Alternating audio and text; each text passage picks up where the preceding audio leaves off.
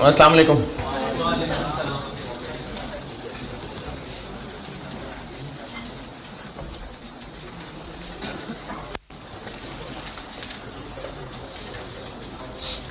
दुरूद शरीफ पढ़ो।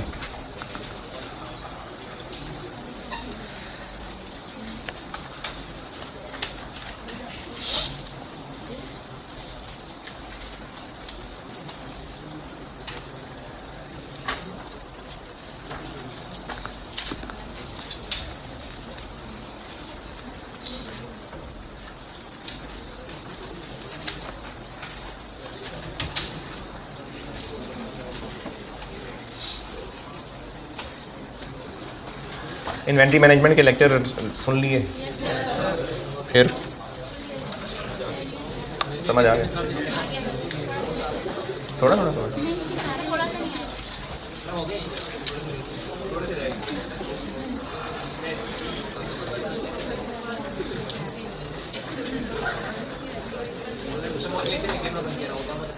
है।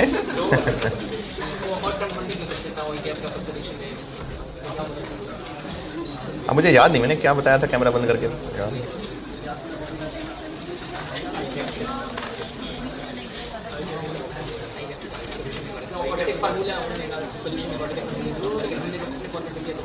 वो सवाल की गलती थी, मैंने सवाल चेंज किया है, मैंने आपको सवाल भी चेंज करके दिया है। वो सवाल में गलती थी और वो मतलब वाकई वो मेरा अंदाज़ा नहीं है, पक्की बात है, मेरे कुछ ज़राए से ही मुझे कंफर्म है ये बात। वो सवाल में गलती थी, यानी ऐसा नहीं कि आपको क्वाड्रेटिक क्वेश्चन करनी पड़ेगी। वो सवाल में एक टेक्निकल गलती हो गई थी एग्जामिनर से। अब वो पेपर तो नहीं बदल सकते थे, इसलिए हल निकालना पड़ा था। वो हल भी मैंने सजेस्ट किया था क्वाड्रेटिक वाला वैसे, लेकिन वो गलती थी एक, तो इसलिए मैंने आपको सवाल आपके लेवल कमेंट करके दे दिया था। अच्छा, इसकी रीसेंट अटैम्प्ट, जब अभी तो आपने कहीं ने लेक्चर भी नहीं सुने हुए ये वाले, लेकिन रीसेंट अटैम्प्ट की एक चीज़ डिस्कस करनी है इसमें। आप जब आप कभी करने के काबिल होंगे तो ही हो सकेगी। बहरहाल ऑनलाइन वालों के लिए खास तौर पे, क्योंकि कुछ बच्चों ने पूछा था, तो ये बिल्कुल रेलिवेंट हैं। यानी ऐसा नहीं कि पिछली अटैम्प्ट के लेक्चर हैं तो अब शायद इन्वेंट्री मैनेजमेंट बदल गई, नहीं, यही है, यही सब कुछ ही है। और बस रीसेंट अटैम्प्ट का एक सवाल डिस्कस होना है, बाकी तो सही सब कुछ वही है। जिसने पूरी तरह से सुन लिए हैं लेक्चर सारे के सारे 10 और अच्छी नीयत से ही सुने हैं, तो ये हो गए या नहीं समझ हो गए, ये हो गए हैं। जब अगर पूरे सुने नहीं फिर तो पूरी नहीं सुने ना, लेकिन अगर आप ये पूरे सुन चुके हैं तो हो गया ये टॉपिक। अच्छा जी, रेलिवेंट कॉस्टिंग पढ़ा रहा था, और रेलिवेंट कॉस्टिंग में से एक थ्योरेटिकल चीज़ कर लें नोट।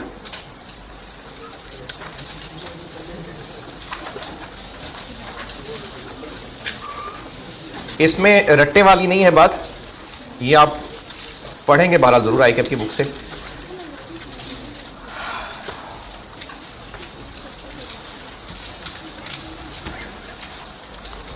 आईकैप की बुक से बता रहा हूं, चैप्टर 15 पेज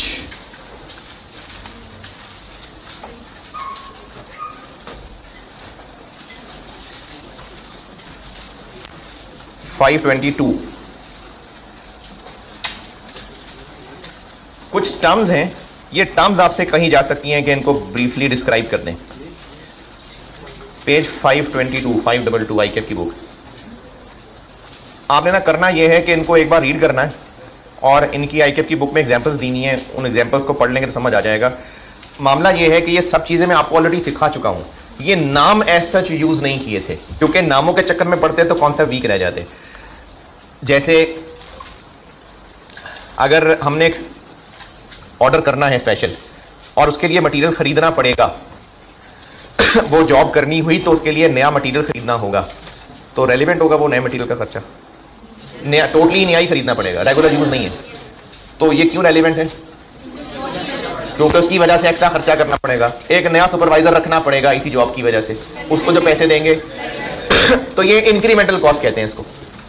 अच्छा, इसी तरह से एक वर्कर को फिक्स सैलरी देते थे 20,000 रुपए, लेकिन अगर उसको इस जॉब पे यूज किया तो 22 देनी पड़ेगी, तो 2,000 रेलिवेंट है। इसको डिफरेंशियल कहते हैं।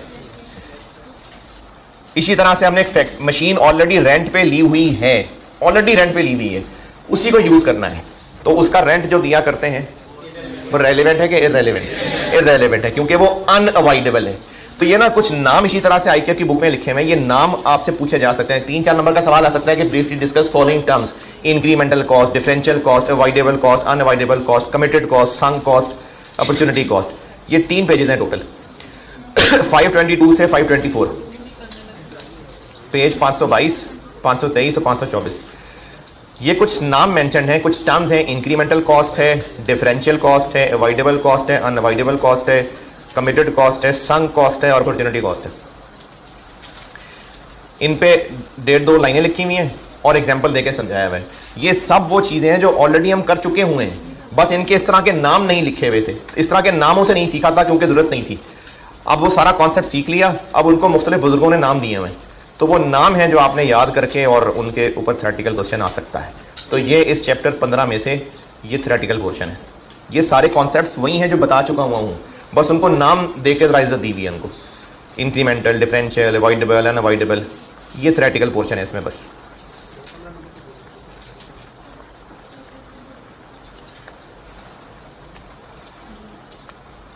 अच्छा, इसके अलावा आखिरी क्लास में नहीं, सेकंड लास्ट क्लास में एक होमवर्क दिया था जो डिस्कस नहीं हुआ था, तो अगर तो वो करना है डिस्कस तो आप वो कल देख आइए ताकि मैं डिस्कस कर लूँ। वो था ऑटम 18 क्वेश्चन 6। ये मैंने होमवर्क देने से पहले डिस्कस किया था, नेक्स्ट डे पे डिस्कस नहीं किया था। ये था रग्बी के नाम से शायद, ऑटम 18 क्वेश्चन 6 था। ऑटम नहीं था,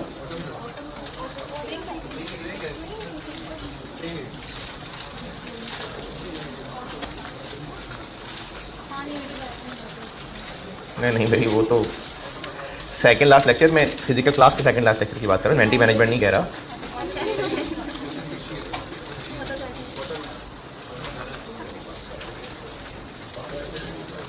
नहीं, खान लिमिटेड नहीं किया डिस्कस, खान लिमिटेड डिस्कस नहीं किया। रेलिवेंट कॉस्टिंग में से मैंने क्वेश्चन नंबर 6 ऑटम 18 एक दफा होमवर्क दिया था, अगले दिन डिस्कस नहीं किया था। तो अगर ये जरूरत डिस्कशन की है तो आप कल देख आएं तो मैं डिस्कस कर लूं। जी, वो नहीं सिखाया अभी, वो हाई लो मेथड है, वो मैंने सीवीपी पढ़ाते हुए सिखाना है। इस क्वेश्चन में मैंने आपको फिक्स्ड ओआर और वेरिएबल ओआर अलग अलग बता दिया था। Variable OR autumn 18 question number 6 एक होमवर्क दिया था, अगर आपने करना हो डिस्कस, पूरा सवाल नहीं दिया था, इसकी रिक्वायरमेंट में कॉस्ट गैप पूछा था जो मैंने भी नहीं पढ़ाया, तो मैंने कहा था कि बस आप ये रेलिवेंट कॉस्ट पर यूनिट निकाल के लाइएगा बस। तो अगर करना हो डिस्कस, भूल भाल गए यार, ऑटम 18 क्वेश्चन 6 अगर डिस्कस करना हो तो कल दिखाइए, मैं इसको डिस्कस कर लेता हूं। ये होमवर्क डिस्कस नहीं हुआ था।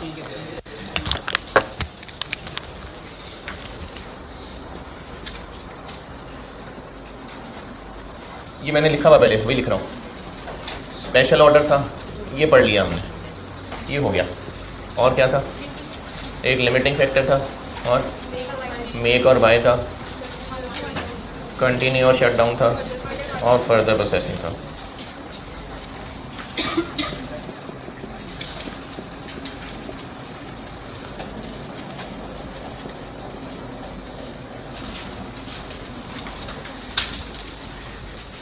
इनमें से नेक्स्ट लिमिटिंग फैक्टर डिसीजन करते हैं।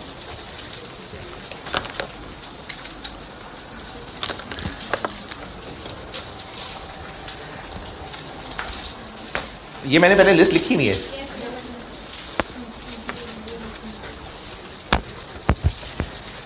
शॉर्ट टर्म डिसीजन मेकिंग पढ़ाते हुए ना, ये मैंने टाइप्स ऑफ डिसीजन की लिस्ट लिखी थी और उसमें से अभी तक जितना पढ़ा रहा था वो स्पेशल ऑर्डर कर रहे थे हम। स्पेशल ऑर्डर हो गया लिमिटिंग फैक्टर डिसीजंस।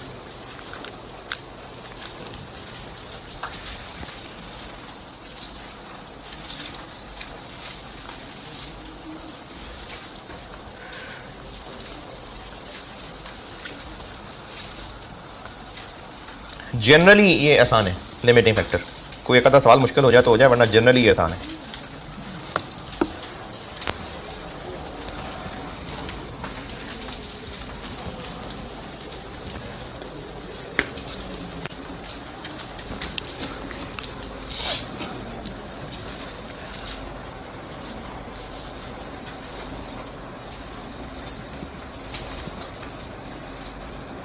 बिजनेस को प्रोडक्शन करने के लिए क्या क्या रिसोर्सेज नॉर्मली चाहिए होते हैं, क्या क्या रिसोर्सेज चाहिए होते हैं? रॉ मटेरियल चाहिए होगा, एक मिनट, रॉ मटेरियल चाहिए, लेबर चाहिए और ओवरहेड्स चाहिए, मशीनरीज वगैरह चाहिए, एसेट्स चाहिए। मटेरियल चाहिए, लेबर चाहिए और एसेट्स मशीनरीज चाहिए। लैंड है वो इकोनॉमिक्स का कॉन्सेप्ट है, बस एक ह्यूमन रिसोर्स ना, मतलब लेबर। इनकी अगर क्वांटिटी की बात की जाए तो मटेरियल की क्वांटिटी चाहिए, यानी मटेरियल के किलोस चाहिए। लेबर की क्वांटिटी क्या है? Labour hours. और मशीन की क्वांटिटी क्या है? ये मशीन आवर्स होते हैं। बिजनेस को प्रोडक्शन करने के लिए रिसोर्सेज चाहिए। गुड्स फैक्ट्री में गुड्स बनाने के लिए मटेरियल, ह्यूमन रिसोर्स, कैपिटल, ये इकोनॉमिक्स अगर पढ़ी है तो ये रट्टे लगाए होंगे। लेकिन हम अगर कॉस्ट की बात कर रहे हैं तो प्रोडक्शन करने के लिए जो रिसोर्सेज चाहिए, मटेरियल चाहिए, वर्कर्स चाहिए, मशीनें चाहिए। और अगर उनको क्वांटिफाई करना हो तो मटेरियल की मतलब तादाद, क्वांटिटी चाहिए, लेबर आवर्स चाहिए, मशीन आवर्स चाहिए, ये रिसोर्सेज चाहिए।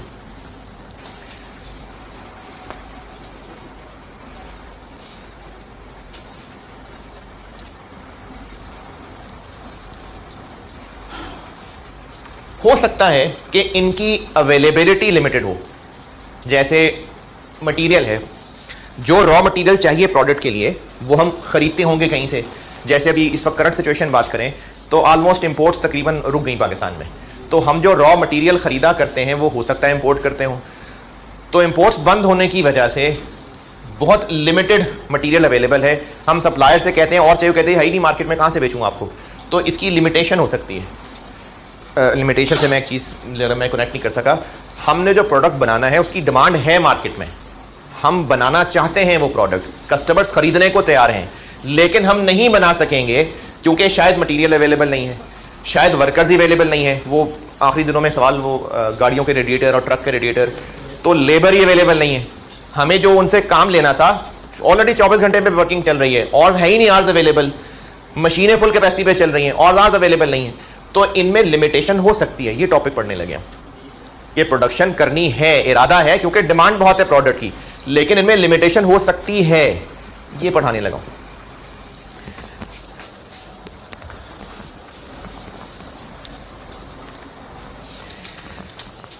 अच्छा, सवाल का कॉन्टेक्स्ट क्या है? सवाल का कॉन्टेक्स्ट यानी ये टॉपिक ही तब है, ये जो कहानी सुना रहा हूं ये 2-4 लाइनें लिख भी दूंगा अंग्रेजी। अगर एक बिजनेस एक ही प्रोडक्ट बनाता है, अगर एक बिजनेस एक ही प्रोडक्ट बनाता है और उस प्रोडक्ट की डिमांड मार्केट में बहुत ज़्यादा है, लेकिन इनमें से किसी एक या ज़्यादा की लिमिटेशन की वजह से, यानी अवेलेबिलिटी इनकी कम है। एक यूनिट है जिसके हम मार्केट में डिमांड को देखते हुए बनाना चाहते हैं 2 लाख यूनिट्स, लेकिन कैपेसिटी नहीं है, हम सिर्फ 1.5 लाख यूनिट्स बना सकते हैं। तो कितने बनाएं? मार्केट में डिमांड है 2 लाख यूनिट्स हम बनाएंगे तो भी बिक जाएंगे, लेकिन इनकी अवेलेबिलिटी का मसला है, हम सिर्फ 1.5 लाख यूनिट्स बना सकते हैं। तो कितने बनाएं? हाँ, तो बस ये मसला ही नहीं है, तो ये टॉपिक भी नहीं है। टॉपिक तब है अगर बिजनेस एक से ज्यादा तरह के प्रोडक्ट्स बनाता हो, मल्टीपल प्रोडक्ट्स बनते हो, उसी फैक्ट्री में इन्हीं से मल्टीपल प्रोडक्ट्स बनते हो और सारे ही अच्छे हों और सबकी ही डिमांड मार्केट में बहुत ज्यादा हो, लेकिन अब हम सारे ही जो है वो पूरी डिमांड नहीं पहुंचा सकेंगे। अब क्या करें? अब डिसीजन ये करना पड़ेगा कि किसकी प्रायोरिटी रखनी है, किसकी प्रायोरिटी नहीं रखनी है। ये टॉपिक है। ये टॉपिक दोबारा बता रहा हूं, अगर एक प्रोडक्ट बिजनेस बनाता हो ना, फिर से मसला क्या है? मसला ये है कि हमारे पास ये रिसोर्सेज लिमिटेड अवेलेबल होंगे इस टॉपिक में, जितने चाहिए उतने नहीं है, ड्यू टू एनी रीजन ये नहीं है अवेलेबल। तो हम जितनी प्रोडक्शन करना चाहते हैं उतनी नहीं कर सकेंगे। अगर प्रोडक्ट ही एक है तो फिर तो और हल ही नहीं है ना, डिसीजन किस बात का? हल नहीं है, तो ये तो टॉपिक ही नहीं है। ये टॉपिक ही तब है अगर मल्टीपल प्रोडक्ट्स बनते हो और वो बनते भी कॉमन रिसोर्सेज से हो, और कॉमन रिसोर्सेज शॉर्टेज है, हम मल्टीपल प्रोडक्ट्स बनाते हैं और सारे हम पूरे नहीं बना सकेंगे। तो अब डिसीजन क्या करना पड़ेगा कि हमें उनकी प्रायोरिटी सेट करनी पड़ेगी, हमें उनकी रैंकिंग सेट करनी पड़ेगी। ये पढ़ने लगे हैं टॉपिक। हम टॉपिक का कॉन्टेक्स्ट, हमें मल्टीपल प्रोडक्ट्स में से ना चूज करना है कि पहले फिर हम कौन से डिमांड पूरी करें, फिर उसके बाद कौन सी प्रोडक्शन करें, फिर कौन सी प्रोडक्शन करें, ये करने लगे हम लोग। तो इसको मैं थोड़ा सा लिख देता हूं, चले अंग्रेजी में।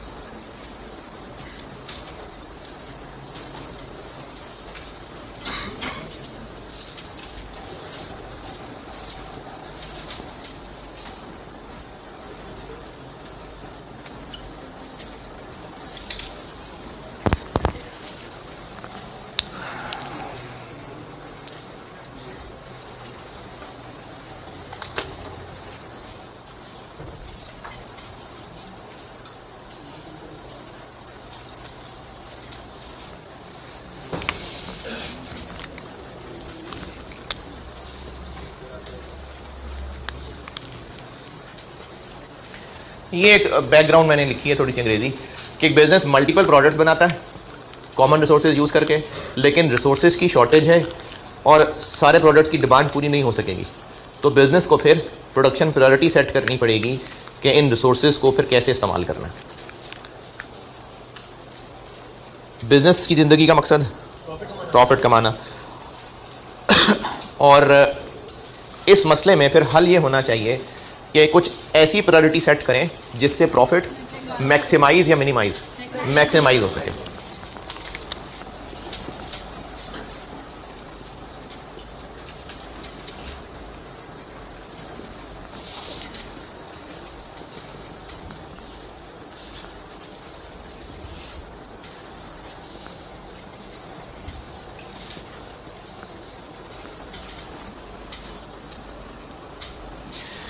ऑप्टिमम प्रोडक्शन मिक्स, ये नाम लेके पूछा जा सकता है आपसे कि ऑप्टिमम प्रोडक्शन मिक्स बता दें, लेकिन नाम इंपॉर्टेंट नहीं है, इंपॉर्टेंट है ये मसला। इस मसले में सारे प्रोडक्ट्स हम बनाना चाहते हैं लेकिन बना नहीं सकेंगे, तो हमें फिर प्रोडक्शन प्रायोरिटी सेट करनी पड़ेगी। तो हम लोग ऐसी प्रोडक्शन प्रायोरिटी सेट करेंगे ताकि बिजनेस के प्रॉफिट्स मैक्सिमाइज हो सके। हो सकता है आपसे सवाल की रिक्वायरमेंट हो कि determine production optimum production mix, ये नाम लेके भी पूछा जा सकता है, वरना जरूरी नहीं है कि नाम लिया हो। आपको वैसे डाटा से पहचाना जाएगा कि ये वाला सवाल है और उसमें पूछा जा रहा होगा कि आप बताएं किस प्रोडक्ट के कितने यूनिट्स बनाएं ताकि प्रॉफिट मैक्सिमाइज हो जाए। तो इसलिए ये नाम नहीं इंपॉर्टेंट है, असल में जिसमें काम करूंगा वो समझना है। तो इस मसले का हल होता है ऑप्टिमम प्रोडक्शन मिक्स या ऑप्टिमम प्रोडक्शन प्लान। तो रैंकिंग में फिर नंबर 1 किसकी रैंकिंग रखें? जिसका प्रॉफिट ज्यादा हो।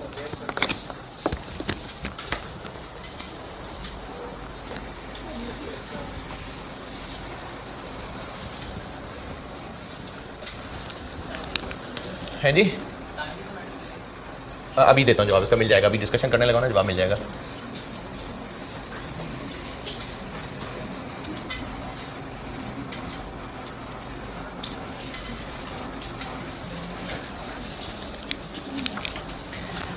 अच्छा, इसमें ना एक टेबलर वर्किंग करनी होगी, हमने 2 टेबल्स बनाया करेंगे। उसमें लिखता हूं, उसके स्टेप्स लिख के देता हूं।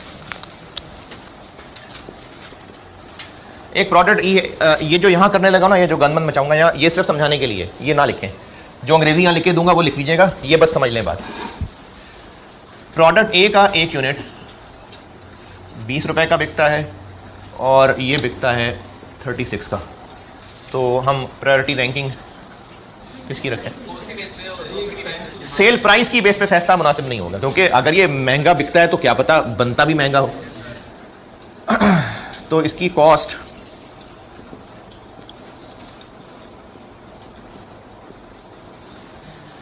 इसका 1 यूनिट बनाने में वेरिएबल खर्चा आता है 12 रुपए और इसको बनाने में वेरिएबल खर्चा आता है 20 रुपए।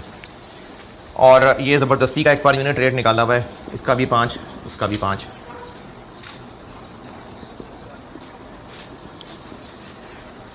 एक यूनिट पे प्रॉफिट कमाते हैं 3 रुपए, इसके 1 यूनिट पे प्रॉफिट कमाते हैं 11 रुपए। ये 5 रुपए कंसिडर करना चाहिए कि नहीं? क्यों? क्योंकि ये दोनों प्रोडक्ट्स ना, इसमें ये बात जाननी जरूरी है कि ये प्रोडक्ट्स बन इकट्ठे ही रहे, जॉइंट प्रोडक्ट नहीं कहा मैंने, बन मतलब एक ही फैक्ट्री में रहे, कॉमन रिसोर्सेज को यूज करके बन रहे हैं। तो उसी फैक्ट्री में चाहे ए बनाए चाहे बी बनाए, फैक्ट्री का रेंट तो उतना ही रहना है ना। तो हमें इनकी रैंकिंग में, यानी ये डिसीजन करते हुए कि ए बनाए या बी बनाए, ये कंसिडर नहीं करना चाहिए। यानी फैसला हमें प्रॉफिट की बेस पे नहीं करना चाहिए, कंट्रीब्यूशन की बेस पे करना चाहिए। तो ए पे हम कंट्रीब्यूशन कमाते हैं 8 रुपए और इस पे कमाते हैं 16। ए का 1 यूनिट हम 8 रुपए कंट्रीब्यूशन कमाते हैं और बी के 1 यूनिट पे 16 रुपए कंट्रीब्यूशन कमाते हैं। आप बताएं किसको प्रेफर करना चाहिए? है? अभी भी फैसला नहीं हो सकता, क्यों? हाँ ठीक है, शाबाश। हमें ना फैसला करने के लिए देखना पड़ेगा कि मसला किस रिसोर्स की वजह से है। आपके लेवल पे मसले वाला रिसोर्स एक ही होगा, क्योंकि अगर मल्टीपल रिसोर्सेज का मसला हो तो उसका हल लीनियर प्रोग्रामिंग होता है, वो आपके स्कोप में नहीं है। मटेरियल लिखा था मैंने और लेबर आवर्स और मशीन आवर्स। आपके लेवल पे मसला एक में ही होगा। चलो लेबर आवर्स में मसला है, प्रॉब्लम है लेबर आवर्स में, लेबर आवर्स अवेलेबल नहीं है, तो हमने इन दोनों को लेबर आवर्स के पॉइंट ऑफ व्यू से देखना है। ये बात दोबारा सुने, एक यूनिट ए का इतने का बिकता है, इतने का बिकता है बी का, इसकी बेस पे क्यों फैसला नहीं कर रहे? क्योंकि खर्चा भी हो सकता है, बिकता ज्यादा है तो महंगा बनता हो, इसलिए हम फैसला करने लगे हैं सेल प्राइस नहीं कंट्रीब्यूशन की बेस पे। अच्छा, कंट्रीब्यूशन की बेस पे क्यों, प्रॉफिट की बेस पे क्यों नहीं? क्योंकि फिक्स खर्चे तो दोनों ने उस फैक्ट्री में बनना है, तो उस फैक्ट्री के फिक्स खर्चे तो आने, इसलिए इसको छोड़ देते हैं। तो इसका मतलब फैसला करना है हमें इसमें से 16 रुपए को सामने रख के और इसमें 8 रुपए को सामने रख के, ये 8 और 16 की बेस पे फैसला करना है, 20 और 36 की बेस पे नहीं करना। ये बात ओके?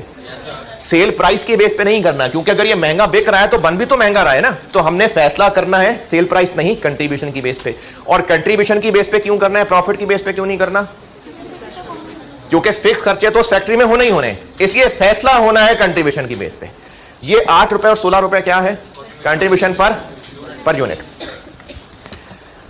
3 फैक्टर्स बताए मैंने, मटेरियल, लेबर और मशीन आवर्स। लेबर की मिसाल लेते हैं। प्रॉब्लम इस वक्त लेबर आवर्स की है।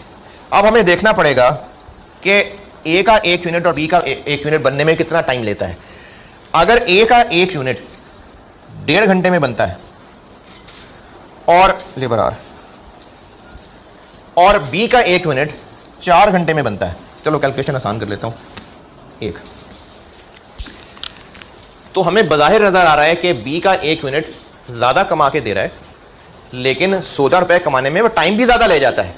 तो ए का 1 यूनिट हमें 1 घंटे में कितने कमा के देगा, 8 रुपए, जबकि बी का 1 यूनिट 16 रुपए कमाने में 4 घंटे ले जाएगा।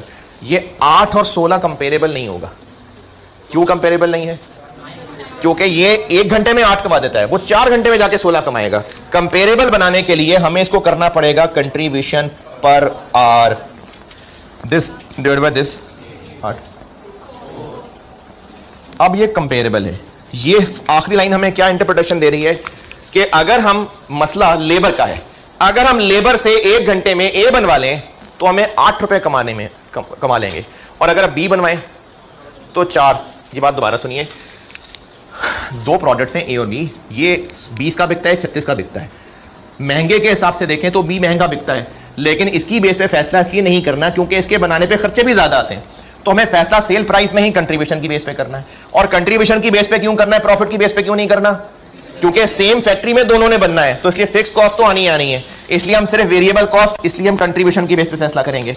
और 8 और 16 की बेस पे क्यों नहीं करना?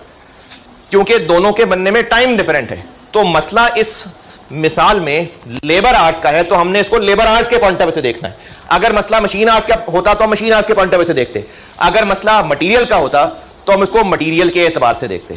अभी इस मिसाल में मेरी मसला लेबर आवर्स का है कि हमारे पास लेबर आवर्स की शॉर्टेज है, तो हम 8 और 16 को कंपेयर नहीं करेंगे, हम ये देखेंगे कि मसला लेबर का है ना, तो लेबर का 1 घंटा कहां ज्यादा बेहतर है लगाना, बी में, ए में? क्योंकि ये नीली लाइन क्या बता रही है कि लेबर का 1 घंटा अगर हम ए बनवा लेंगे तो इतना फायदा है, और अगर हम बी बनवाते हैं उससे तो इतना फायदा है। तो अब इनमें से कंपैरिजन से पता चल रहा है कि ए बेहतर है। तो लेबर से पहले हम ए बनवाएंगे और सारी जिंदगी ए ही बनवाते रहेंगे। कितने बनवा लें? ए, जितनी डिमांड है, और जब ए से बना के फारिग हो जाए फिर बी बनवा लेंगे। ये है जो मैं अंग्रेजी में लिखूंगा। तो मसला दोबारा सुनिए, मसला यह है कि बिजनेस एक से ज्यादा प्रोडक्ट्स बनाता है, और बनाता है वो उन कॉमन रिसोर्सेज को यूज करके, लेकिन वो रिसोर्सेज अवेलेबल कम है, हम डिमांड पूरी नहीं कर पाएंगे। तो फिर ऐसा करना पड़ेगा, हमें प्रोडक्ट की रैंकिंग सेट करनी पड़ेगी, और हम रैंकिंग ऐसी बनाएंगे ताकि बिजनेस प्रॉफिट्स मैक्सिमाइज कर सके। अब उसका फैसला कैसे होगा? उसके लिए हमें प्रोडक्ट्स की कंट्रीब्यूशन, प्रॉफिट नहीं, कंट्रीब्यूशन निकालनी पड़ेगी और उसको कंपेयर करना पड़ेगा, और वो भी कंट्रीब्यूशन पर यूनिट को नहीं कंपेयर करना। मसला किस चीज का है? अगर मसला लेबर आर का है तो कंट्रीब्यूशन पर आर को कंपेयर करना है। अगर मसला मशीन आर्स का है तो कंट्रीब्यूशन पर मशीन आर, यानी मशीन को 1 घंटा प्रोडक्ट ए बनाने में इस्तेमाल कर ले तो क्या कमाएंगे, प्रोडक्ट बी बनाने में इस्तेमाल कर ले तो क्या कमाएंगे। अगर मसला मटेरियल का है तो कंट्रीब्यूशन पर केजी के मटेरियल का 1 किलो ए में लगाएं तो क्या और बी में लगाएं तो क्या। तो हमें इस कंट्रीब्यूशन पर किलो या कंट्रीब्यूशन पर आर को कंपेयर करके फैसला करना है, और जिसका आंसर ज्यादा आ रहा होगा वो प्रेफर होगा, और उसकी डिमांड पहले पूरी होगी, फिर दूसरा नंबर, फिर तीसरा नंबर, फिर चौथा नंबर। तो सबसे पहला काम हम ये किया करेंगे कि हम कैलकुलेट करेंगे कंट्रीब्यूशन पर यूनिट।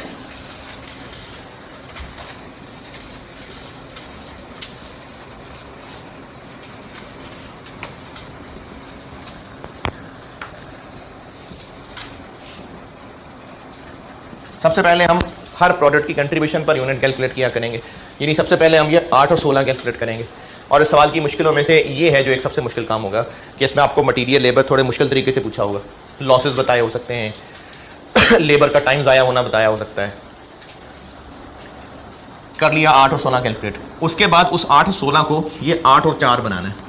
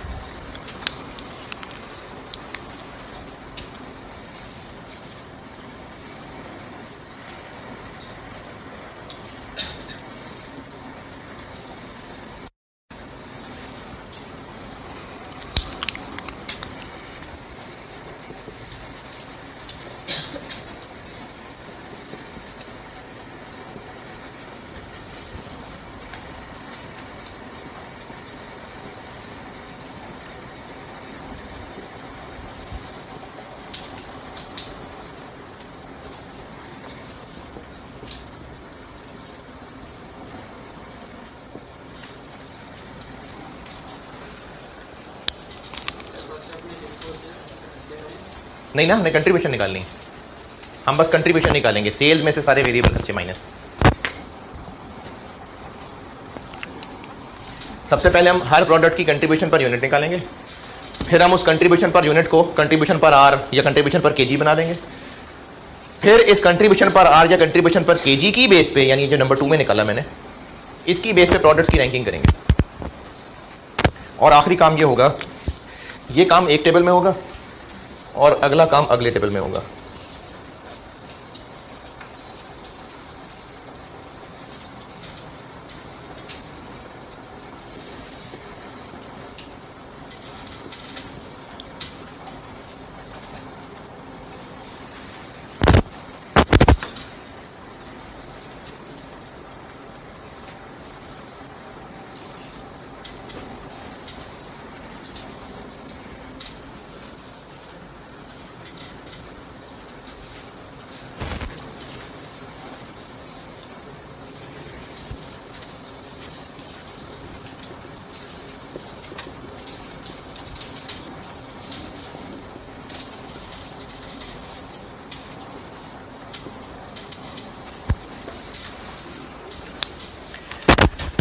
हर प्रोडक्ट की कंट्रीब्यूशन पर यूनिट कैलकुलेट करें, फिर इस कंट्रीब्यूशन पर यूनिट को कंट्रीब्यूशन पर आर या कंट्रीब्यूशन पर केजी बना दें, फिर इसकी बेस पे रैंकिंग करें और फिर रैंकिंग की बुनियाद पे प्रोडक्शन करते जाएं, डिमांड पूरी करती जाएं जब तक आर या केजी पूरे यूज नहीं हो जाते।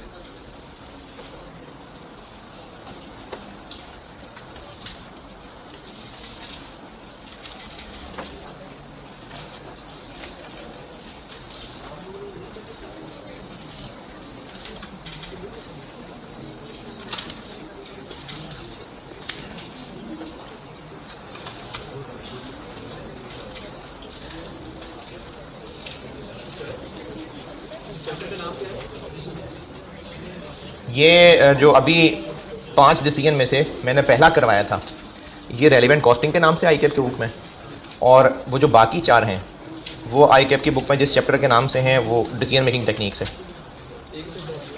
नहीं, 2 है ना। आई कैप की बुक के एतबार से मैं ना आपको शॉर्ट टर्म डिसीजन मेकिंग इकट्ठे पढ़ा रहा हूँ, 2 चैप्टर्स मिला के पढ़ा रहा हूँ। जो मैंने 5 टाइप्स लिखी थी उनमें से जो पहली टाइप थी वो रेलिवेंट कॉस्टिंग में है, और जो बाकी 4 टाइप्स हैं वो chapter number 16 decision making techniques में। लेकिन मैं आपको इन 2 चैप्टर्स के नाम बताने की बजाय शॉर्ट टर्म डिसीजन मेकिंग कह रहा हूँ, तो मैं चैप्टर 15 और 16 इकट्ठे पढ़ा रहा हूँ। जी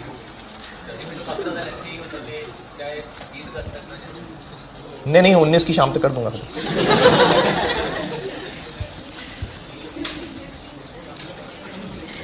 सवाल लिखें। क्या जी? जी बताओ। नहीं तो आगे चलेंगे, सीखेंगे, पहचान लेंगे, खुद ही पहचान लेंगे।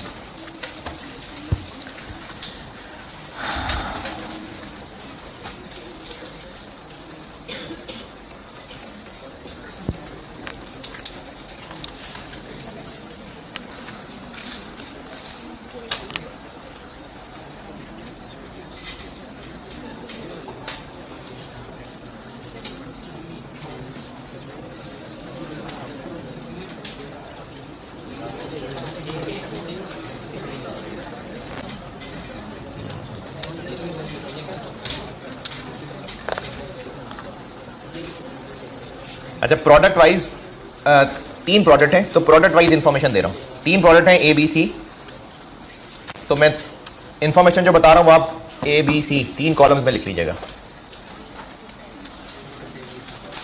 मंथली डिमांड यूनिट्स में है, मंथली डिमांड A की है 3000 units,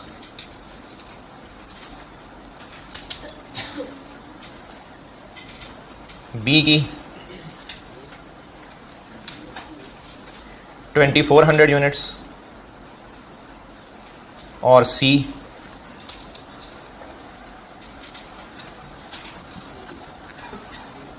3200 units. Monthly demand repeat कर रहा हूं, A बताए हैं मैंने 3000, B बताए हैं 2400 और C बताए हैं 3200। 3000, 2400 और 3200। Sale price per unit, sale price per unit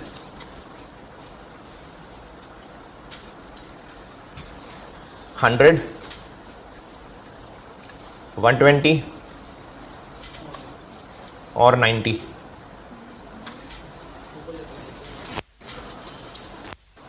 A बताई है 100, B बताई है 120 और C बताई है 90।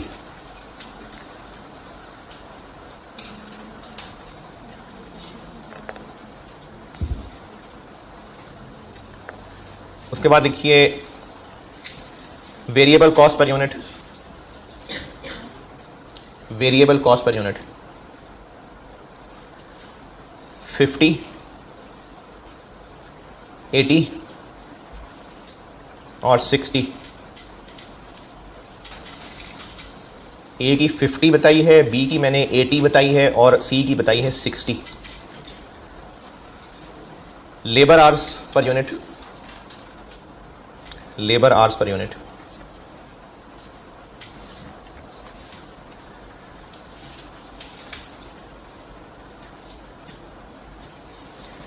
4, 8 और 2।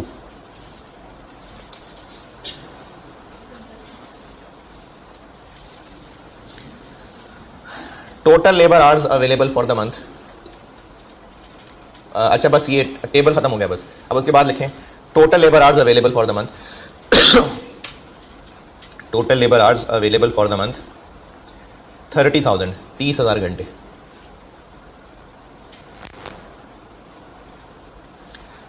मुझसे रिक्वायर्ड है optimum production plan, optimum production plan.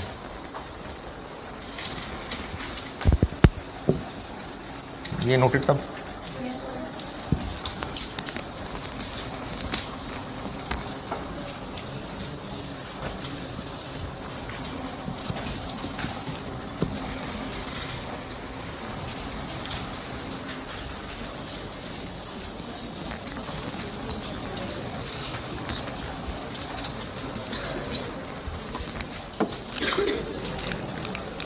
इस सवाल में तो खैर मैंने सिंपल रखा है, इसकी 2 लाइनों में कंट्रीब्यूशन निकल आएगी। एक टेबल बनेगा रैंकिंग तक लाने के लिए, फिर एक टेबल इससे अलग फॉर्मेट का होगा, 2 टेबल में होगा ये सवाल। सेल प्राइस कितनी? 100, 120, 90, और हमने निकालनी है कंट्रीब्यूशन पर यूनिट, इसलिए इसमें से हम सिर्फ वेरिएबल कॉस्ट माइनस करेंगे। मैंने खैर दी ही वेरिएबल है, लेकिन अगर फिक्स्ड भी दी होती तो बस वेरिएबल ही माइनस करते। 60 कंट्रीब्यूशन पर यूनिट बन गई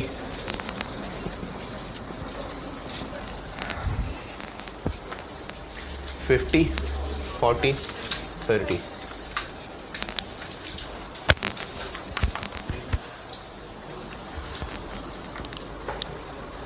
मैंने इस सवाल में आपको मटेरियल और मशीन आर्ट्स तो बताए ही नहीं, लेबर ही हैं बस। और लेबर लिमिटिंग क्यों है ये भी बताता हूँ। आप सवाल में खुद पहचान भी लिया करेंगे कि लिमिटिंग है। बहरहाल मैंने सवाल अभी बनाए, खुद लेबर का है तो यही लिमिटिंग है। लेबर एक यूनिट के लिए कितना कितना चाहिए? 4 घंटे, 8 और 2। तो हमने प्रोडक्ट्स की रैंकिंग 100, 120, 90 की बेस पे भी नहीं करनी क्योंकि बनाने में खर्चा भी ज्यादा होता है, लेकिन कंट्रीब्यूशन पर यूनिट की बेस पे भी इसलिए नहीं करनी क्योंकि अभी बज़ाहिर ये सबसे अच्छा है, लेकिन बनने में टाइम सबका डिफरेंट है। तो हमें फैसला इस नीले वाली कंट्रीब्यूशन की बेस पे नहीं करना, कंट्रीब्यूशन पर आर की बेस पे करना, क्योंकि प्रॉब्लमेटिक लेबर आर्स है। तो हमने इनको फिर लेबर आर्स के पॉइंट ऑफ व्यू से देखना है। 50, 40 और 30 क्या है कि एक यूनिट कितने रुपए कमा के देगा, लेकिन प्रॉब्लम है आर्स। तो हमने देखना है कि एक आर कहां लगाना ज्यादा फायदेमंद है। तो यहां पर आर ये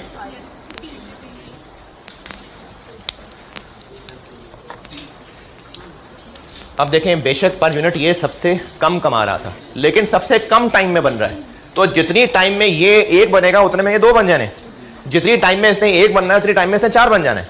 तो इसलिए हमने फैसला इनके कंपैरिजन पे नहीं करना, फैसला इनके कंपैरिजन पे करना है, कंट्रीब्यूशन पर लेबर आर। अगर सवाल में मटेरियल लिमिटिंग फैक्टर होता तो हम कंट्रीब्यूशन पर केजी निकालते।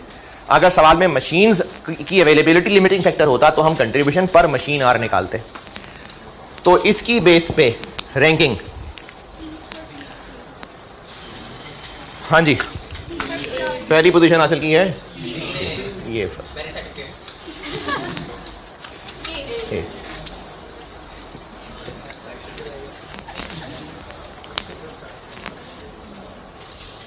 ये रैंकिंग होगी।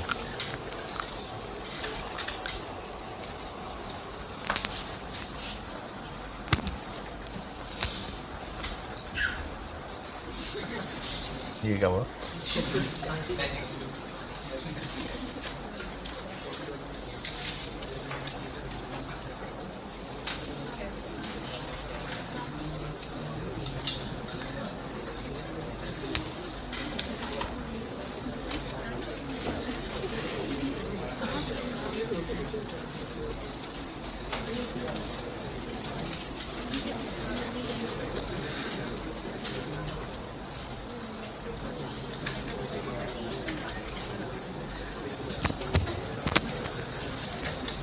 ये हो गई रैंकिंग। इस पे सवाल में मुश्किल पोर्शन ये होता है दादा कि आपको खर्चों में उलझाया हो सकता है।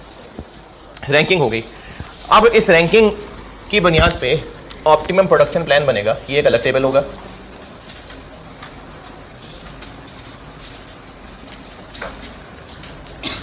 इसका फॉर्मेट को बहुत स्टैंडर्ड नहीं है, मैं एक फॉर्मेट बना देता हूं, बस इसको यूज कर लें। और भी तरीके हो सकते हैं, एक फॉर्मेट बना देता हूं।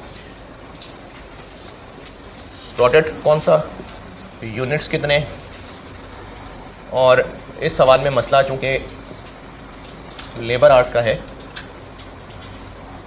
तो यूज कितने हो जाएंगे और बाकी कितने बन जाएंगे। प्रोडक्ट्स कितने यूनिट्स, इतने यूनिट्स के लिए कितने लेबर इस्तेमाल होंगे और बाकी कितने बन जाएंगे। 4 कॉलम बनाए मैंने। सबसे पहले इस टेबल का स्टार्टिंग पॉइंट होगा कि कितने आवर्स अवेलेबल हैं। 30 से ये स्टार्ट होगा। पहली लाइन उस 30 बैलेंस से शुरू होगी। अब हमने देखना है कि इन 30 का बेस्ट इस्तेमाल क्या है, सी। तो अगली लाइन में हम कहेंगे जी हम सी बनाएंगे। कितने बनाएं, वो बनाते चले जाएं। कितनी डिमांड है? तो फिर हम 3200 बनाएंगे सी के। अगर हम इतने बना लेंगे तो कितने आर्स लग जाएंगे? एक के लिए लगते हैं 2, तो 32 के लिए। तो अगर हम 6400 आर्स यूज कर लेंगे तो बाकी कितने रह जाएंगे? 2 3। इस बैलेंस से शुरू किया, फिर हम सी बनाएंगे तो इतने रह जाएंगे। फिर दूसरा नंबर ए, फिर हम ए बनाएंगे। ए कितने बना लें? कितने घंटे लग जाएंगे? 12,000। कितने रह जाएंगे?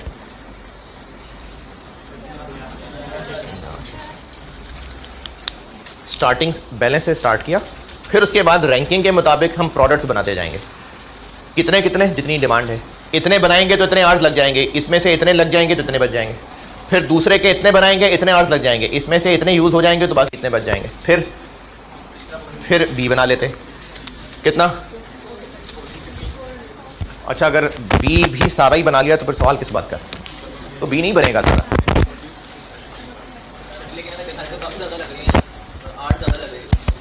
अब यहां से हम उल्टा चल लेते हैं। 11,600 ही है ना, तो वो लगा लेते हैं। तो कितने बना लें? अगर एक बी 8 घंटे में बनता है तो हम इतने 8 में कितने बी बना लेंगे? 1/4। ये ऑप्टिमम प्रोडक्शन प्लान है। अच्छा, मुझे तो पता था, मैंने अभी बनाया सवाल, लेकिन आपने ना ए को भी पूरा लिखने से पहले चेक कर लेना कि ए बन भी जाएगा कि नहीं बनेगा। बनता है तो पूरा लिखें, नहीं तो फिर जैसे इसको बैलेंस किया वैसे फिर ए भी हो सकता है बैलेंस करना पड़ता, हो सकता है ए ही पूरा ना बन रहा होता। ये ऑप्टिमम प्रोडक्शन प्लान है। यानी अब हमारा प्लान ये है कि हम सी बनाएंगे पूरा, ए पूरा बनाएंगे और बी बस इतने बना सकेंगे। तो एक टेबल से हम निकालेंगे रैंकिंग और फिर एक टेबल। ये ऑप्टिमम प्रोडक्शन प्लान है।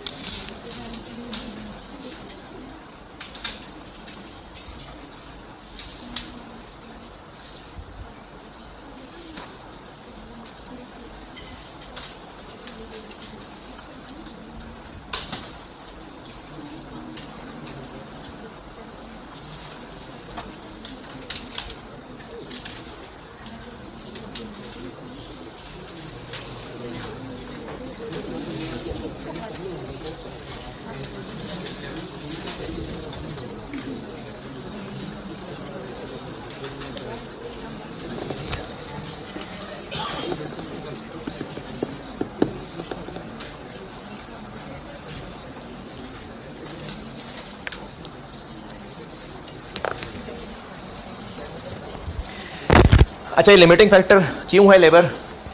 क्योंकि हम पूरे नहीं बना पा रहे ना, तो लेबर लिमिटिंग फैक्टर है।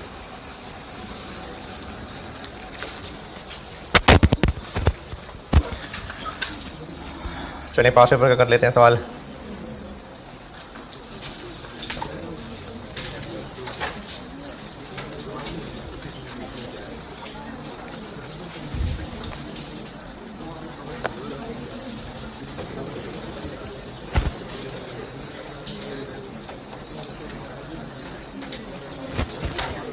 स्प्रिंग 12 क्वेश्चन नंबर 5 मैं करता हूं बोर्ड पे। स्प्रिंग 2012 यानी मार्च 2012 क्वेश्चन नंबर 5 पढ़ ले, मैं बोर्ड पे करता हूं।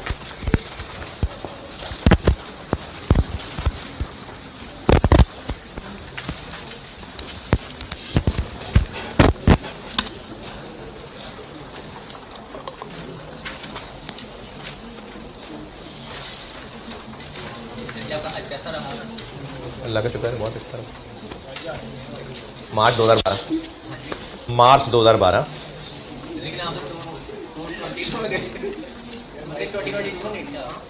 मार्च 2012 क्वेश्चन नंबर 5।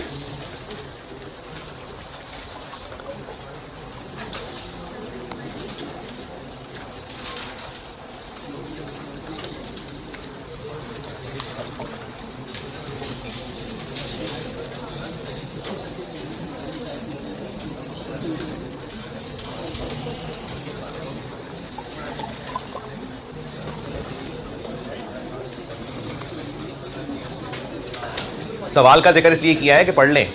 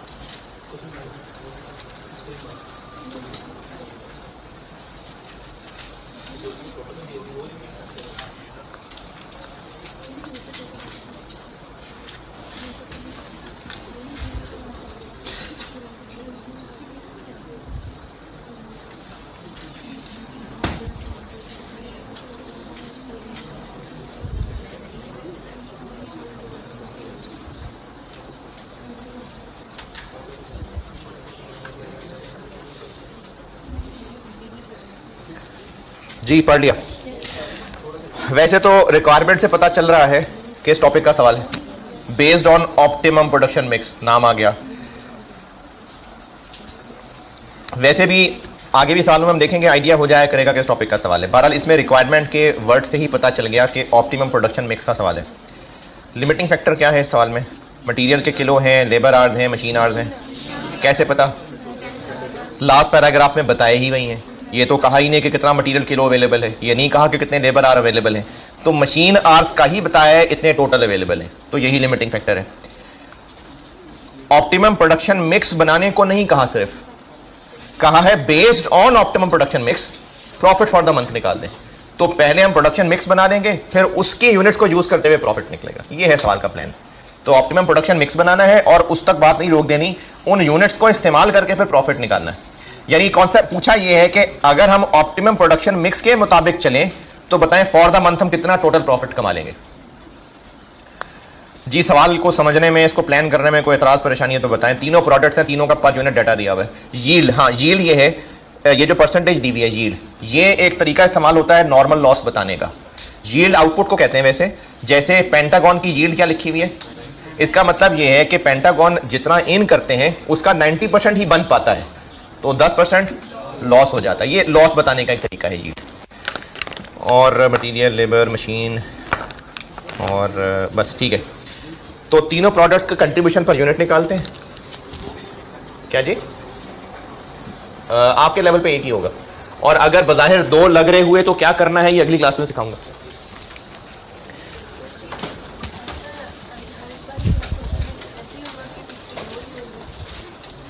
क्या होगा हर दफा? जी जी नहीं, फिक्स्ड।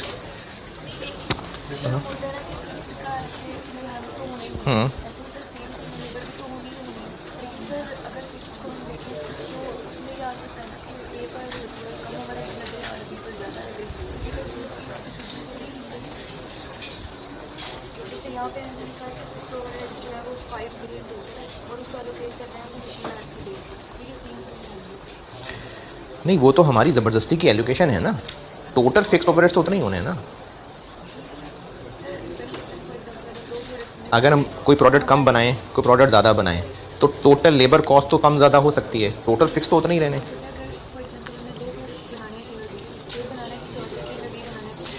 इसी फैक्ट्री में बन रहे हैं। ये टॉपिक का मैंने शुरू ही बात यहाँ से की थी कि सेम रिसोर्सेज से ये बन रहे हैं। मैंने टॉपिक यहाँ से शुरू किया ना, तभी तो रैंकिंग करनी है। 3 प्रोडक्ट्स हैं, तीनों का कॉलम बना लेते हैं। पी है और क्या है? पेंटागन और hexagon, octagon. Contribution per unit निकालनी है सबसे पहले। सेल प्राइस कितनी? 20, 300, 55, 2000.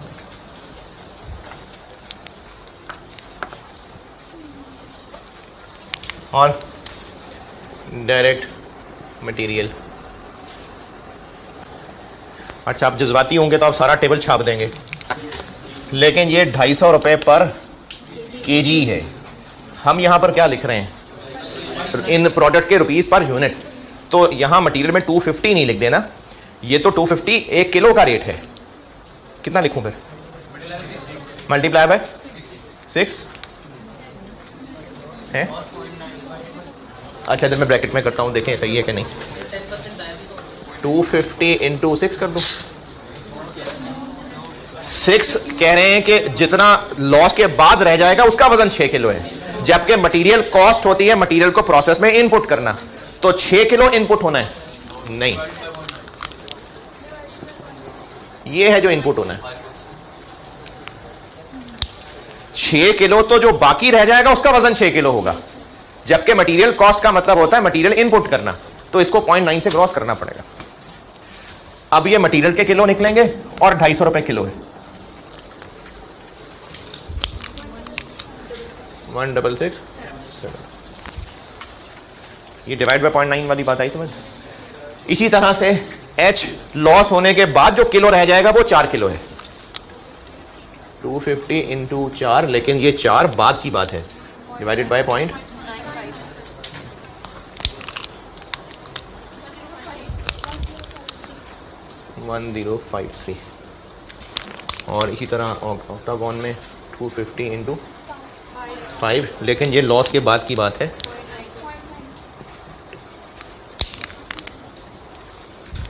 जी 1359। इसमें हम केजीज को डिवाइड करेंगे कि उसकी क्वांटिटी उसको डिवाइड करेंगे? केजीज को ना, प्रोसेस में 10% होता है लॉस। मटेरियल कॉस्ट कहते हैं कितना मटेरियल इन करना है। जो आउट बनता है ना एक पेंटागन बनाने, वो होता है 6 केजी। तो इन कितना करते होंगे? इसको डिवाइड बाय 0.9 करना पड़ेगा। इतने किलो हमें मटेरियल डालना पड़ता है। वो मटेरियल जो 250 रुपए किलो होता है, तो 250 रुपए पर किलो इनटू कितने किलो इन करने पड़ते हैं, क्योंकि मटेरियल कॉस्ट का मतलब होता है मटेरियल को प्रोसेस में इन करना। तो इसलिए इसको ग्रॉस करना पड़ा ताकि ये फिगर निकले। उसको फिर 250 से मल्टीप्लाई किया।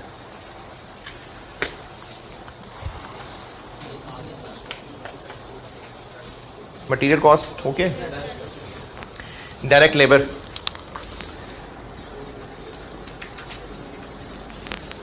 Direct labour hours per unit बताए हैं, मिनट्स पर यूनिट बताए हैं, तो वो तो पर यूनिट है। हमें तो rupees labour cost per unit चाहिए। तो क्या करें? अच्छा, ये ना एक से ज्यादा सवालों में मल्टीपल टाइम्स ये वाला तरीका टेस्ट हुआ है। इस टेबल के नीचे वाला जो सेंटेंस है ये अक्सर सवालों में मिलेगा आपको। ये एक तरीका होता है एग्जामिनर का वेज रेट पर आर बताने का। टेबल के नीचे बताया हुआ है कि नॉर्मली महीने में लोग 15,000 रुपए वेजेस ले जाते हैं, 200 घंटे काम किया होता है। तो ये अक्सर सवालों में ये तरीका मिलता है वेज रेट पर आर निकालने का। तो वेज रेट पर आर कितना हो गया? ये आपको ना महीने का एक डाटा बताया हुआ है कि एक वर्कर नॉर्मली महीने में ऑन एन एवरेज इतने घंटे काम कर रहा होता है और इतने घंटों के उसको फिर 15,000 दे रहे होते हैं। तो ये अक्सर सवालों में आपको रुपीस पर आर निकालने का ये तरीका होता है टेस्ट। तो वेज रेट,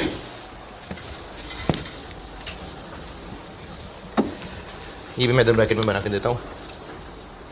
पेंटागन बनाने के लिए एक यूनिट पे 20 मिनट लगेंगे। ये हो गए आवर्स, और एक आर का वेज रेट होता है उसका 75 labour per R into hours per unit. ये 75 कैसे निकला? 75 ऐसे निकला कि एक वर्कर को नॉर्मली महीने के 15,000 दे रहे होते हैं, क्योंकि वो 200 घंटे काम कर रहा होता है, तो उसको फिर 75 पर आर दे रहे होते हैं। ये वेज रेट पर आर निकालने का अक्सर सवालों में तरीका इस्तेमाल होता है। हेक्सागोन बनाने में एक यूनिट पे 30 मिनट लगते हैं, यानी इतने घंटे, और ऑक्टागोन एक यूनिट बनाने में 45 मिनट, यानी इतने घंटे।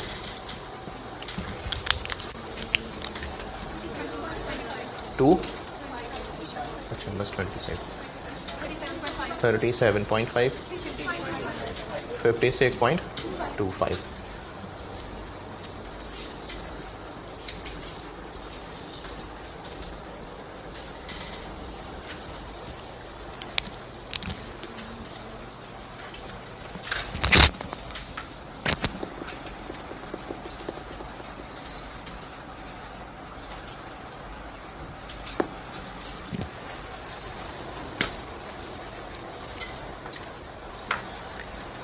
कंट्रीब्यूशन तक पहुंच गया, बस क्या लेस करना और डायरेक्ट मटेरियल हो गया, डायरेक्ट लेबर हो गया, वेरिएबल एफओएच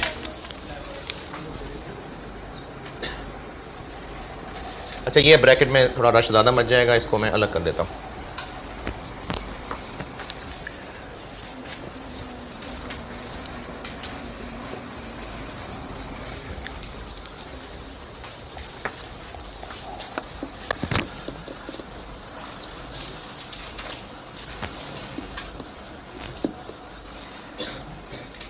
ओवरहेड बताए हुए हैं 20% of material cost, 20% of material cost. OAR बताया हुआ है, मटेरियल कॉस्ट की परसेंटेज भी एक OAR होता है, तो 20% ऑफ मटेरियल कॉस्ट ये OAR बताया हुआ है। जबकि हमने डिसीजन मेकिंग में सीखा है कि सिर्फ वेरिएबल OAR रेलिवेंट होता है, तो ये तो टोटल है। स्टैंडर्ड कॉस्टिंग में बड़ी दफा किया ये काम, टोटल है ये, वेरिएबल तक कैसे पहुंचे, इसमें से फिक्स निकाल देते हैं। टोटल OAR है मटेरियल का 20%,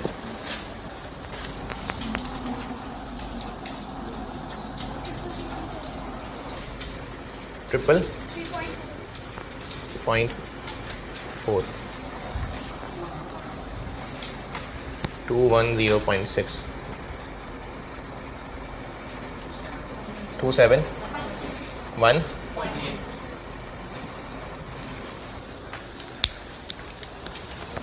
अच्छा हम कर क्या रहे हैं, हो क्या रहा है, कंट्रीब्यूशन पर यूनिट निकाल रहे हैं पहले, फिर इसको कंट्रीब्यूशन पर मशीन आर बनाएंगे, फिर उसकी बेस पे रैंकिंग होगी, फिर उस रैंकिंग से प्रोडक्शन प्लान बनेगा। वेरिएबल OAR और लिखना है तो फिर कंट्रीब्यूशन निकल आएगी। वेरिएबल नहीं है, टोटल OAR दिया हुआ है 20% ऑफ मटेरियल, ये वो टोटल OAR है। वेरिएबल OAR तक कैसे पहुंचे, इसमें से फिक्स्ड OAR माइनस कर देते हैं। फिक्स्ड OAR कितना, तो 5 माइनस कर दूं उसमें से, फिर हमने यहां पर OAR पर यूनिट लिखना है, तो OAR पर यूनिट कितना है,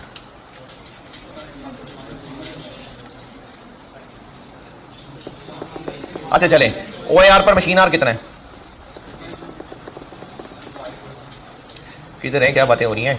last paragraph, fixed overheads budgeted 5 million है और इनको उसने कहा है जी मशीन आर्ट्स की बेस पे कैलकुलेट होता है, तो मशीन आर्ट्स कितने महीने के, 1 लाख, तो पर मशीन आर क्या बना 50, तो मैं इसमें से 50 माइनस कर दूं, क्यों, ये है पर, अच्छा ध्यान से जरा जागे, ये इस वक्त हम सारी कैलकुलेशन जो कर रहे हैं ना वो रुपीस पर यूनिट है, ये भी रुपीस पर यूनिट लिखा हुआ है। कैसे रुपीस पर यूनिट है, क्योंकि 20% किस पे लगाया है, मटेरियल कॉस्ट पर यूनिट पे, तो ये आ गया OAR पर यूनिट। लेकिन हमें चाहिए वेरिएबल OAR, तो हमें वेरिएबल OAR पर यूनिट तब मिलेगा जब इस टोटल में से fixed OAR per unit minus कर देंगे। लास्ट पैराग्राफ में लिखा हुआ है कि फिक्स्ड ओवरहेड्स बजटेड 5 मिलियन है और इनका OAR मशीन आवर्स की बेस पे होता है, तो वो मशीन आवर्स की बेस पे 50 तो आ गया, लेकिन वो ₹50 पर आर है। हमें पर यूनिट बनाने के लिए क्या करना पड़ेगा, उसको नंबर ऑफ आर से मल्टीप्लाई करना पड़ेगा, और वो आपको ऊपर टेबल में बताए हुए हैं। 50 इंटू 4, 50 इंटू 2.5 और 50 इंटू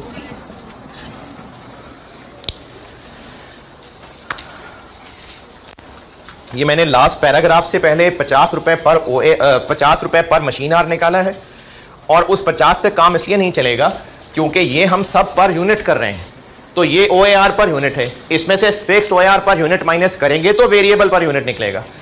50 रुपए कैसे निकला, 50 रुपए निकला है 5 मिलियन रुपए divided by 1 lakh machine hours.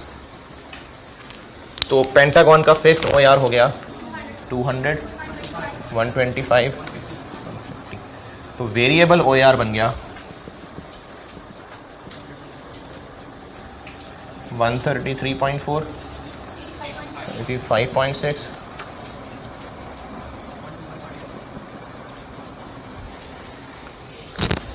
इसमें वेरिएबल OR है, इसमें मशीन के बेस में ओवरहेड्स है वो इसमें शामिल है। ये जो ऊपर लिखा हुआ है, हाँ टोटल ओवरहेड, टोटल OR है ना ये। हाँ तो ये फिक्स्ड है, इसमें मशीन वाले ओवरहेड्स में शामिल मशीन वाले ओवरहेड कौन से? ओवरहेड तो ओवरहेड होते हैं ना। या सर मतलब कि प्रोडक्ट मशीन में भी मतलब कि उसके ऊपर कटना है। देखो ओवरहेड तो सारे फैक्ट्री के खर्चे हैं ना, ओवरहेड में सारे खर्चे आ गए, मशीन की मेंटेनेंस भी आ गई, रिपेयर मेंटेनेंस हो गई, डेप्शन हो गई, इनडायरेक्ट मटेरियल, इनडायरेक्ट लेबर, बिजली का बिल, सब हो गया ओवरहेड के अंदर, सारा कुछ शामिल है। लेकिन जो उसने टोटल ओवरहेड सवाल में बताया, टोटल OR, वो परसेंटेज ऑफ मटेरियल बताया, जो फिक्स OR बताया वो रुपीस पर मशीन आर बताया। यानी इस पे दो अलग अलग तरह के OR आपको सवाल में टेस्ट किए। एक उसने कहा कि अगर टोटल OR निकालना है तो वो इस तरह निकाल लो, फिक्स्ड OR निकालना है तो इस तरह निकाल लो, तो बाकी फिर पीछे वेरिएबल OR रह गया। अब ये variable OR rupees per unit बना लिया हमने, ये वेरिएबल पर यूनिट आ गया। अब ये माइनस करेंगे तो फिर हमारे पास कंट्रीब्यूशन पर यूनिट बनेगा।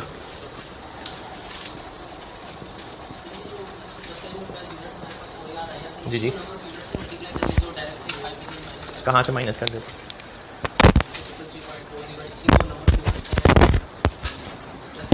लेकिन हम तो सारे बना ही नहीं सकते ना, वो तो डिमांड है, वो तो हम पूरी कर ही नहीं सकेंगे, तभी तो लिमिटिंग फैक्टर का सवाल है। 4.372.965, ये पूरा ये निकला है अभी contribution per unit. Limiting factor है इस सवाल में मशीन आवर्स, इसके हैं 4, इसके हैं 2.5, इसके हैं 3, तो कंट्रीब्यूशन पर मशीन आवर बन गया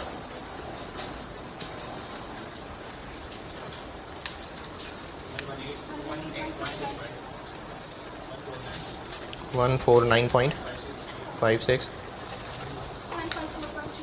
पॉइंट। इसकी बेस पे होनी है रैंकिंग, और नंबर 1 ये है, नंबर 2 ये है, और नंबर 3 ये।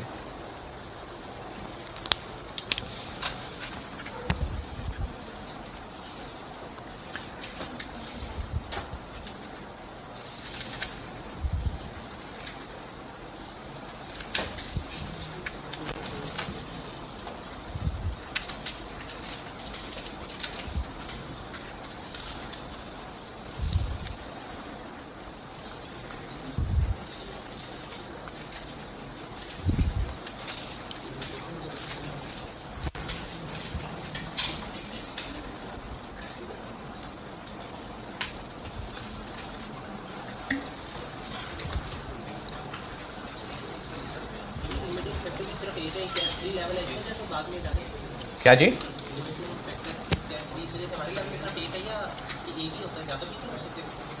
BFD में होते थे ज़्यादा, तो वो भी अब उनके सिलेबस से भी निकल गया।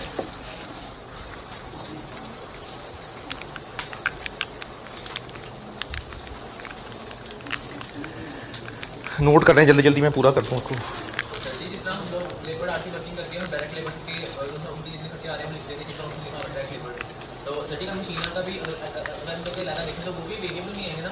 तो वो ओवरहेड्स है ना, वो लिख तो लिए वेरिएबल ओवरहेड्स। हाँ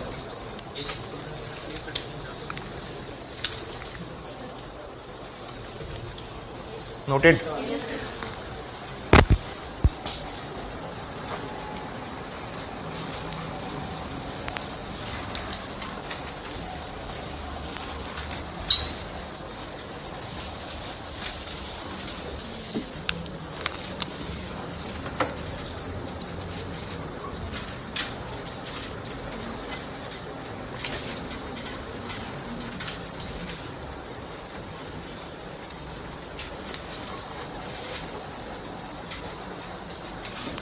स्टार्टिंग पॉइंट 1 लाख।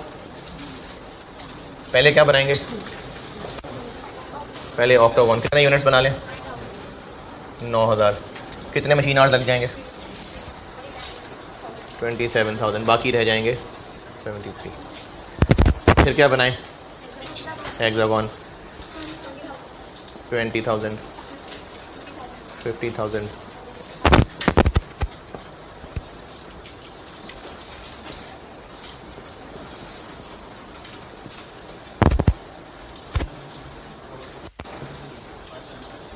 फाइव 7 5। ये ऑप्टिमम प्रोडक्शन प्लान।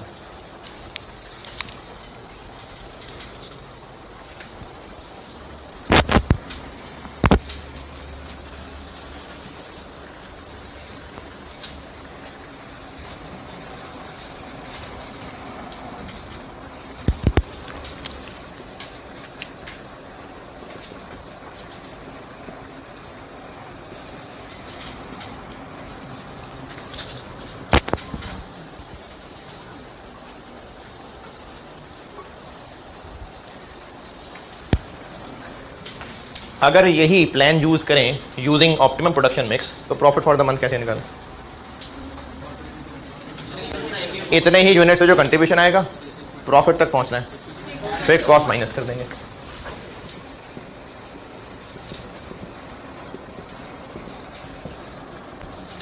ऑक्टागॉन के बनाएंगे 9,000 यूनिट्स और एक पे कमाएंगे, एक पे कंट्रीब्यूशन कमाते हैं कोर्स ऑक्टागॉन पे 46,2.95। हेक्सागॉन के बनाएंगे 20,000 यूनिट्स और एक पे कमाते हैं 3 और पेंटागॉन के बनाएंगे 5750, एक पे कमाते हैं पॉइंट, और इनमें से माइनस कर देंगे फिक्स्ड ओवरहेड्स 5 मिल गया। यही सवाल आपका होमवर्क है, ये आपने करना है। अब ये तो मैंने किया। ठीक है जी, अल्लाह हाफिज़।